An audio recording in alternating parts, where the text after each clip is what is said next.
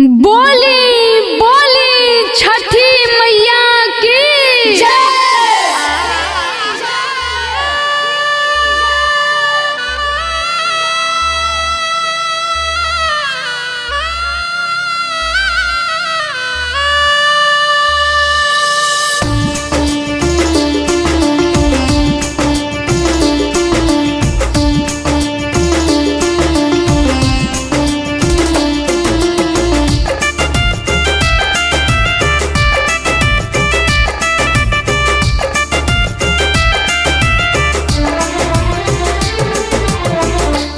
सुन नदिया मारेली ताना बिगड़ल भगिया सुन नदिया मारेली ताना बिगड़ल भगिया भरी दे तू गोदिया छठी माई अरज करिले हाथ जो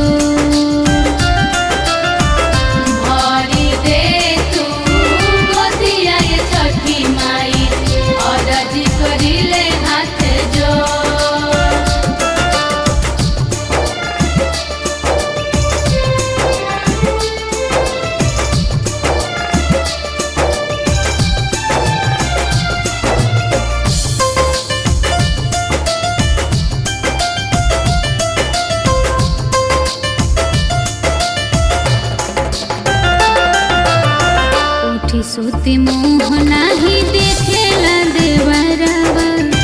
कठिन भइल बा माई रहल हमरो घरवा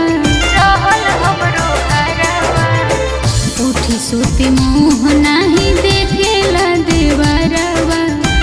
कठिन भइल बा माई रहल हमरो घरवा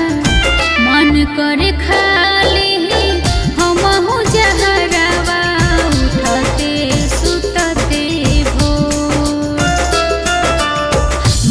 करे खाली हमहु जहरवा उठते सुतते भोर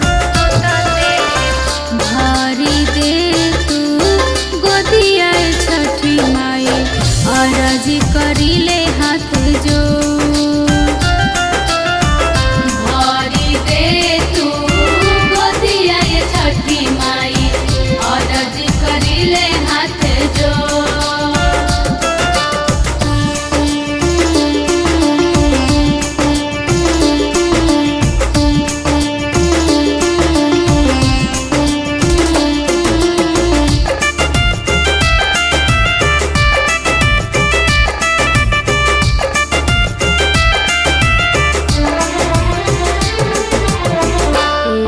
बलक मांगी अचारा पसारी दे दे तू भीख माई आईनी दुआरी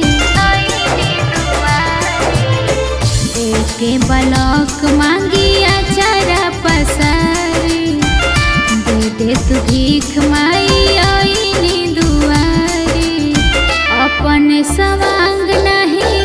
अपन बूझे होइल जाता अपन सवांग नहीं अपन बूझे भइल जाता मनवा को भरी दे तू गोदिया छठी माई अरज करी हाथ जो